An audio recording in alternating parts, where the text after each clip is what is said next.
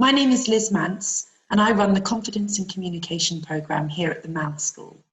Our aim is to help students engage with their audience in all aspects of communication: presentation, performance, debate, conversation.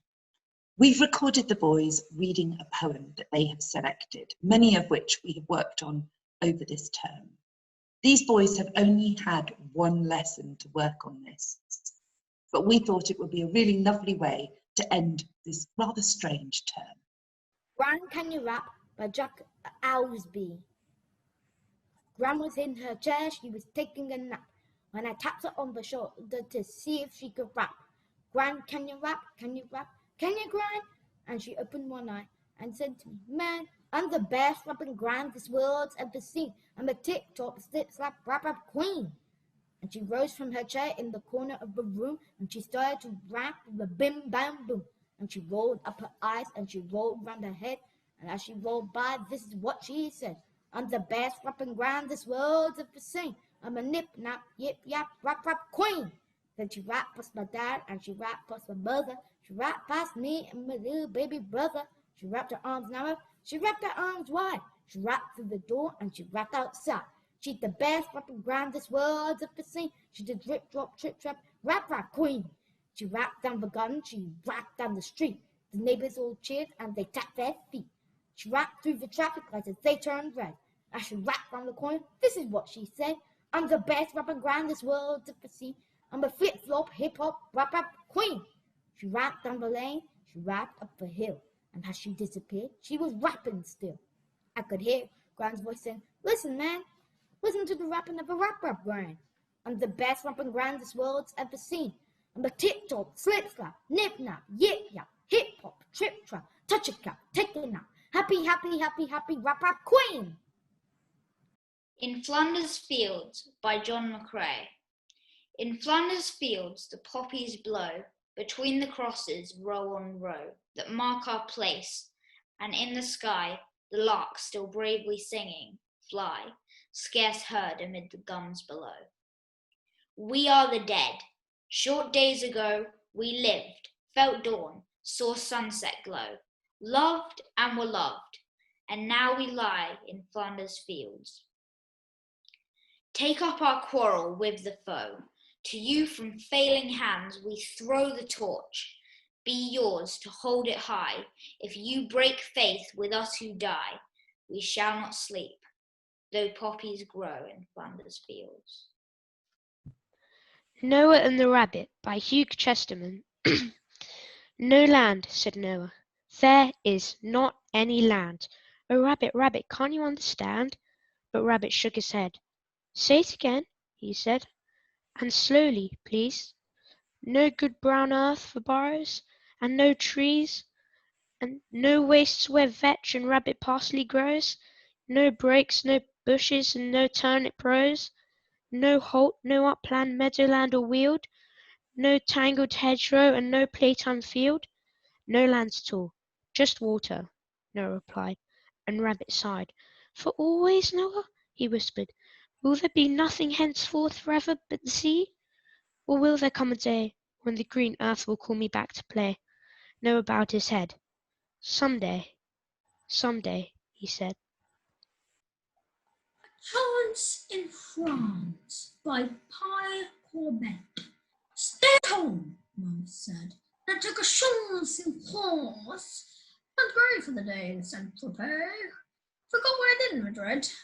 Had some tussles in Brussels with a trio from Rio.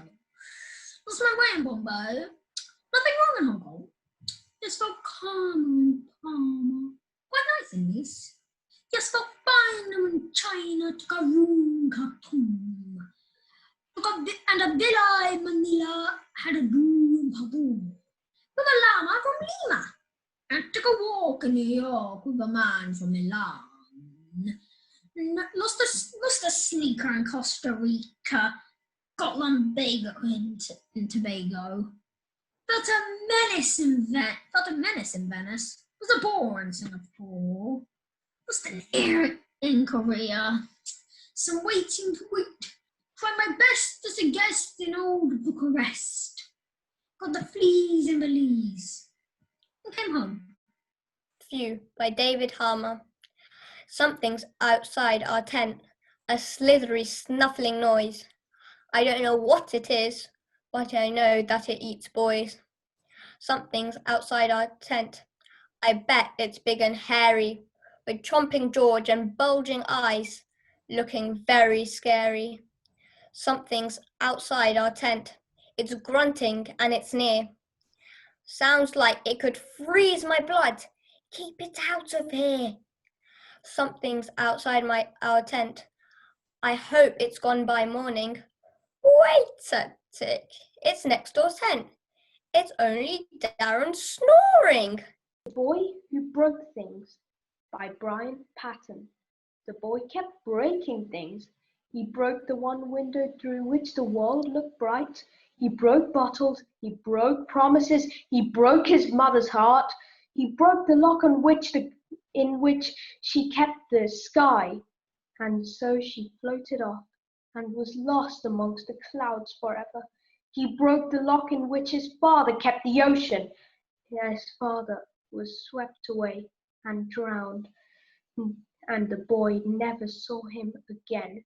Angry, he stomped on the earth and tried to break it, but it was a tough nut, the earth, far tougher than him, and his anger grew until it became a tree inside him, and all its leaves were poisonous, nothing sang, and all its branches were empty. The boy was angry. He tore the curtain that separated life from death, and so he could no longer tell what was living and what was dead inside him. He smashed the clues we used to separate fact from fiction. They became one thing to him. His anger was like a nasty giant. He was angry, but he could not say why. The answer to his anger was stuck in his throat. It was a secret he did not want to keep, but could not get rid of. And the bottled up pain inside him was like a mad genie. He wept, and he wept, and he wept. The Secret Monster by David Harmer. There's a little monster living down the street. I take him out to sausages and fish and chips to eat. He's very, very scaly, spotted green and red, purple wings, orange horns up on his head. I climb up on his back, and we start to fly, soon up to the stars, silver in the sky. So we can ride him in, Mars and Mercury, my fantastic monster, just him and me. Only I can see him. We have loads of fun. He really is a secret. The Panther by Rainer Maria Rilke. His vision from the constantly passing bars has grown so weary that it cannot hold anything else. It seems to him there are 1,000 bars, and behind the bars, no world. As he paces in cramped circles over and over, the movement of his powerful soft strides is like a ritual dance around the center in which a mighty will stands paralyzed. Only at times the curtains of the pupils lifts quietly, an image enters in, rushes down through the tense, arrested muscles, plunges into the heart, and is gone. I'll ride on the rainbow by Ken Nesbitt. I'll ride on the rainbow to soar through the sky. I'll ride on a kite as it flies way up high. I'll ride on the dragon. I'll ride a balloon. I'll ride on a rocket. I'll ride on the moon. I'll ride on the wind, the sun and the stars, on floating bananas and flying guitars. I'll ride on a cloud, a unicorn too. I'll ride in the seat of a magical shoe. But why would I ride in the sun and the stars? It's so much more fun than just riding in cars. Listeners by Walter de la Mare. Is anybody there? Said the traveller, knocking on the moonlit door, and his horse in the silence champed the grasses of the forest's ferny floor. And a bird flew out of the turret above the traveller's head, and he smote upon the door again a second time. Is there anybody there? He said. but no one descended to the traveller, and no head from the leaf-fringed sill leaned over and looked into his grey eyes, where he stood, perplexed and still. But only a host of phantom listeners that dwelt in the lone house then stood listening in the quiet of the moonlight to a voice from the world of men. Stood thronging in the faint moonbeams on the dark stair that goes down to the empty hall, hearkening in an air stirred and shaken by the lonely traveller's call. And he felt in his heart their strangeness and their stillness answering his cry, while his horse moved, cropping the dark turf neath the starred and leafy sky. A voice suddenly smote on the door, even louder, and lifted his head. "Tell them I came, and no one answered, that I kept my word," he said. Never the least stir made the listeners, though every word he spake fell echoing through the shadowiness of the still house from the one man left awake. Aye, they heard his foot upon the stirrup, and the sound of iron on stone, and how the silence surged softly backwards when the plunging hoofs were gone. Down behind the dustbin by Michael Rosen. Down behind the dustbin I met a dog called Ted. "Leave me alone," he says, "I'm just going to bed." Down behind the dustbin I met a dog called Roger. "Do you own this bin?" I said. "No, I'm only a lodger." Down behind the dustbin I met a dog called Sue. "What are you doing here?" I said. "I've got nothing else to do." The Silver Fish by Shel Silverstein. While fishing in a blue lagoon, I caught a lovely silver fish, and he spoke to me. "My boy," quoth he, "please set me free, and I'll grant you your wish. A kingdom of wisdom, a palace of gold, or all the fancies your mind can hold." And I said, "Okay," and I set him free. But he laughed at me as he swam away, and left me whispering my wish into a silent sea. Today I caught that fish again, that lovely silver prince of fishes. And once again he offered me, if I would only set him free, any one of a number of wishes, if I would throw him back to the fishes. He was delicious. Please, Mrs. Butler, by Alan Malberg. Please, Mrs. Butler, this boy, Derek Drew, keeps copying my work, miss. What shall I do? Go and sit in the hall, dear. Go and sit in the sink. Take your books to the roof, my lamb. Do whatever you think. Please, Mrs. Butler, this boy, Derek Drew, keeps taking my brother, miss. What shall I do? Keep it in your hand, dear. Hide it up your vest. Swallow it if you like, my love. Do what he thinks best. Please, Mrs. Butler, this boy, Derek Drew, keeps calling me rude names, miss. What shall I do? Lock yourself in the cupboard, dear. Run away to sea. Do whatever you can, my flower, but don't ask me. Skydiver by Charles Gigner. First step, and he swallows the dry, delicious fear of walking on air. Body bent back into a bow, he falls into the arms of the screaming wind. His heart beating, taps in his ears. Pop!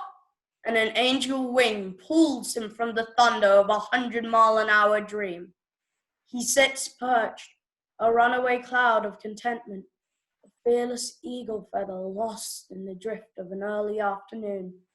Knees bent, he pulls the taut reins of reality, ready sets himself for one final little lift, one last tiptoe of air before his flying feet must run their earthbound way back home.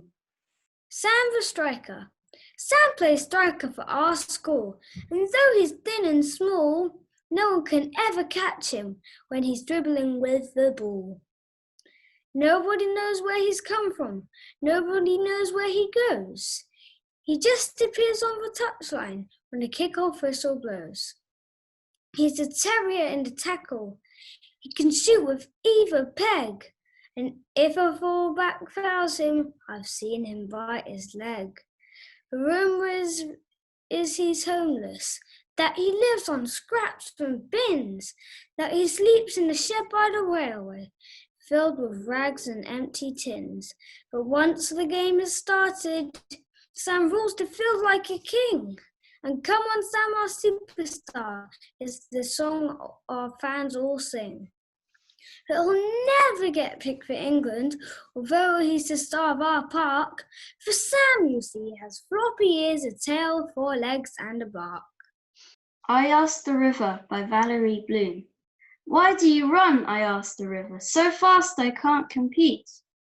I run, the river says, because I have some streams to meet. Where do you go? I asked the river. And what do you do there? I go to the valley, the river said, where I wash the rush's hair. Why do you sing? I asked the river, such a sweet and happy tune.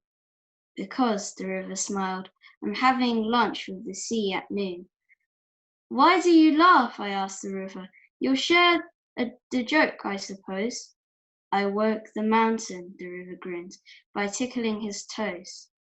Then the river shuddered, groaned and sighed.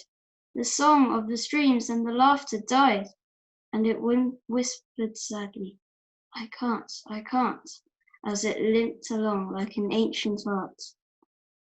Now why do you wait? I asked the river, and why is your current so slow? Something holds me back, it said, its voice faint and low. And is that why you're getting small? Is that why you sigh? I sigh, the river said, because I know that I'll soon die. Why don't you fight for your life? I asked. You only foam and seethe. My lungs are clogged, the river moans, and I can hardly breathe. Perhaps a rest, I told the river, will help clear your head. I cannot rest, the river said. There's garbage in my bed. What's this garbage? I asked, disturbed, which is clogging up your sand? Poisonous waste and wrappers like this, which just fell from your hand.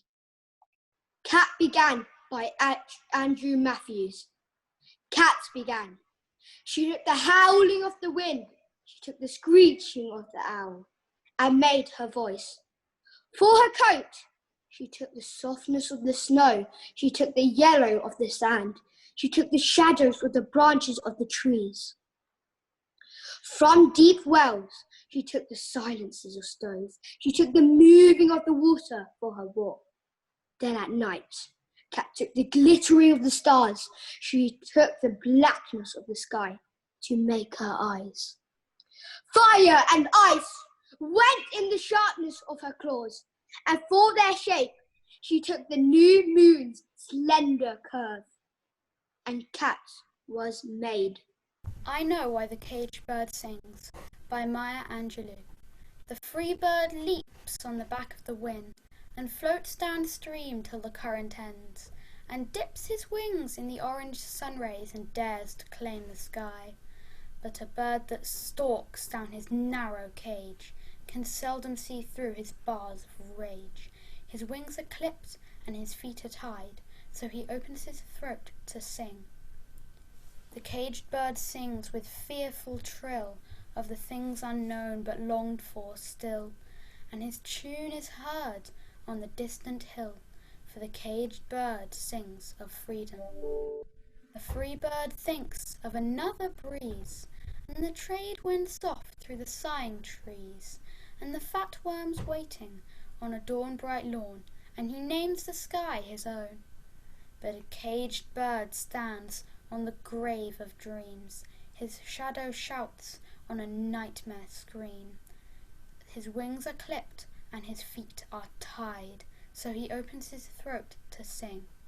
The caged bird sings with fearful trill of things unknown but longed for still, and his tune is heard on the distant hill, for the caged bird sings of freedom. Going Upstairs by Celia Warren. Only the bravest person dares to go up the rickety stairs. First step creaks like a bending bow. On the second there's a stain. You have to miss the third step out, or you'll never come down again. Only the bravest person dares to go up the rickety stairs. Hold your breath on the fourth step, On the 5th step, count to 5. Close your eyes on the 6th step, or you'll never come down alive. Only the bravest person dares to go up the rickety stairs. Left foot on the 7th, on the 8th you're right. Once you reach the 9th step, your bedroom door's in sight. Safely on the landing, keep a steady head. Cross your fingers as you go and jump into bed. Phew! Our Teacher Likes Minecraft by Ken Nesbitt. Our teacher likes Minecraft. She plays it all day. She tells us to study so she can go play. She'll dig in her mind, going deeper and deeper, then bite off a skeleton, zombie or creeper. She'll engineer buildings from dirt, wood and stone, then go out exploring the landscape alone. She'll build and collect, and she'll run, jump and swing. There's only one problem. We don't learn a thing. Dolphins by Stephen Spender. Happy, they leap out of the surface of waves, reflecting the sun fragmented to broken glass by the stiff breeze across our bows. Curving, they draw curlicues and serifs with blushed tail and fin across the screen of blue horizon. Images of their delight outside, displaying my heart within. Across this dazzling Mediterranean August morning, the dolphins write such ideograms, with the power to wake me prisoned in my human speech. They sigh, I am. Bullrod the Bulldog by Tony Bradman. I'm Bullrod the Bulldog. I'm short and I'm fat. I'm mean and I'm nasty. Now how about that? I snarl and I'm vicious. I'm really quite mean. I snap at the postman. He always turns green. But deep down inside me, I'm really quite nice. I might eat your cat, but I never eat mice. I might eat your mother, but I leave your dad. Now how can a dog like that be all bad?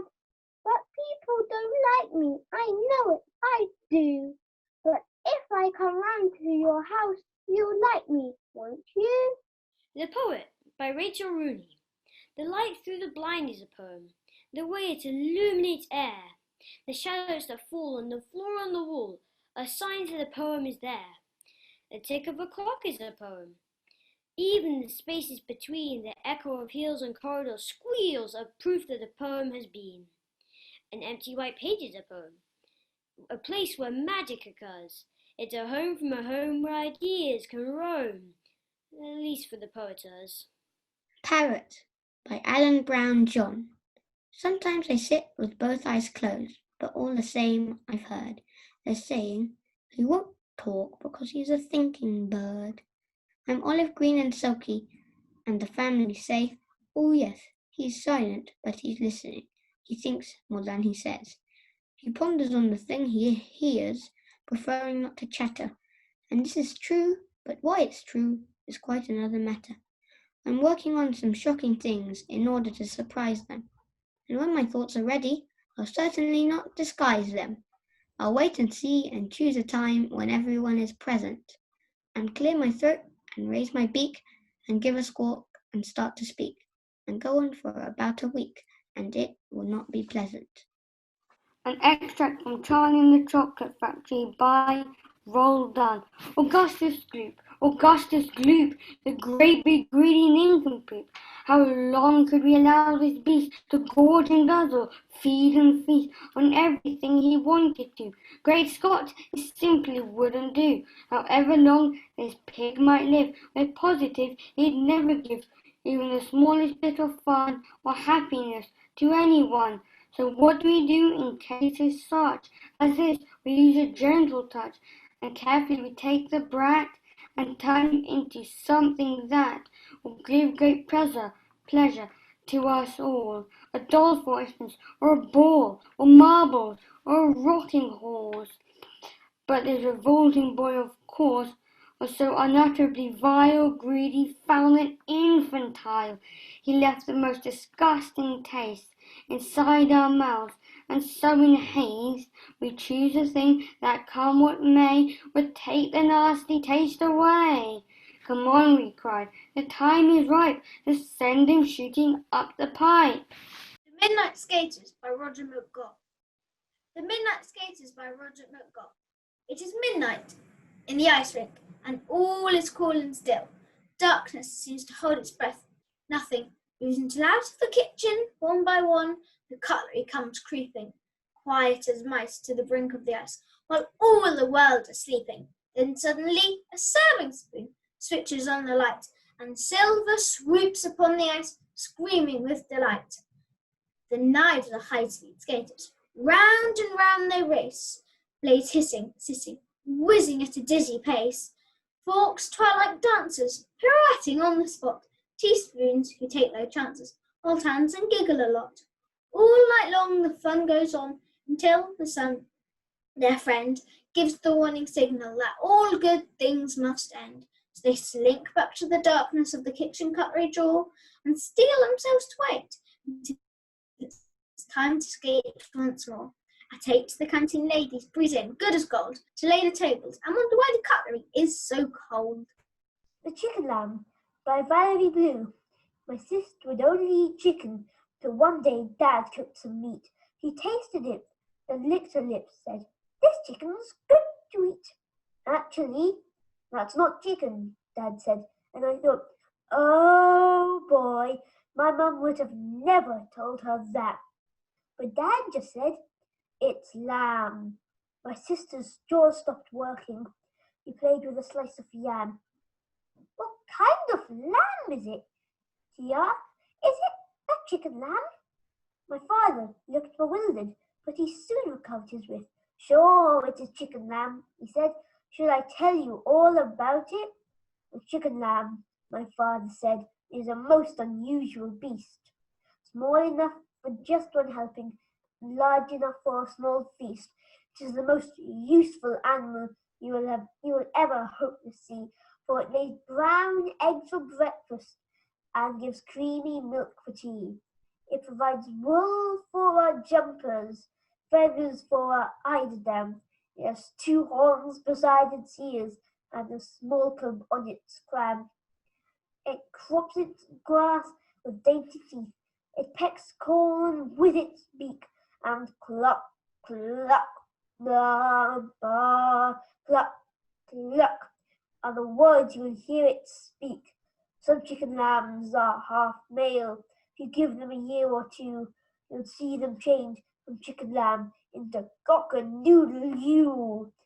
I looked from my dad to my sister and thought this isn't right, for she grinned and said, "Have some more," but I'd lost my appetite. If Pigs Could Fly by James Reeves.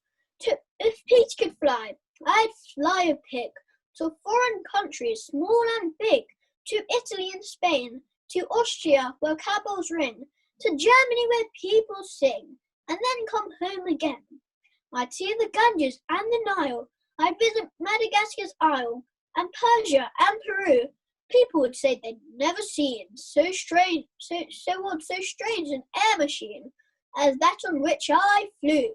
Why, everyone would raise a shout to his trotters and his snout come floating from the sky, and I would be a famous star, well known in countries near and far, if only pigs could fly. Looking Out by Kieran Paling. I love this goldfish bowl because it's all I've ever wanted. No, I can recall. It's safe in here, although I have to say a little claustrophobic. Anyway, we both know you're in charge. I'd never dare to contemplate escape. I'd be too scared. I watch you watching afternoon TV, and every now and then you'll smile at me. But sometimes I feel life has passed me by, or I've just passed life. I can't imagine why. So lately, when I'm bored, I'll flip around from the other way. It helps, I've found, to see things from a different point of view. My world looks quite surreal, and so do you. Almost as if I'm on your chin settee, or you're inside this bowl instead of me. If only you could do the same, it's clear. To me, you'd learn how dull it is in here. And then, I absolutely guarantee it, you'd move that telly where I can see it. Waterway Robbery by Richard Edwards. A pike in the river had cornered a carp. £5 all your life, and you better look sharp. The carp gasped and bubbled. £5, but I'm clean. I don't carry money, I haven't a bean. The pike grins. No matter. They say carp's quite tasty. Oh, give me a chance, begged the carp. Don't be hasty. Just wait 1 minute, and as quick as a flash, I'll go and come back with the relevant cash. Okay, hissed the pike. 1 minute you've got to pay me before things start getting hot. Now scram! The carp did, and as fast as you like, returned with a £5 to pay the pike, who left with a swell of his emerald flanks. Thank goodness, the carp thought, that rivers have banks.